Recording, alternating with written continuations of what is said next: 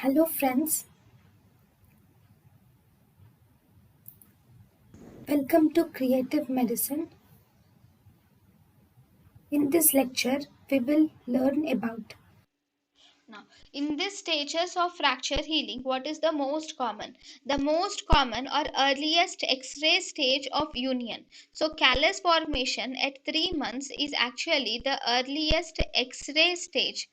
Earliest X-ray stage of union is fibrocartilaginous callus formation at 3 months. Earliest clinical stage. Earliest clinical stage of healing is actually formation of sorry. Earliest clinical stage of healing is actually formation of bony callus or woven bone formation is the earliest clinical stage of healing.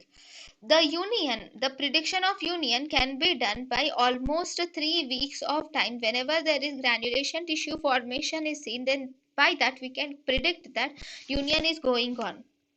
So,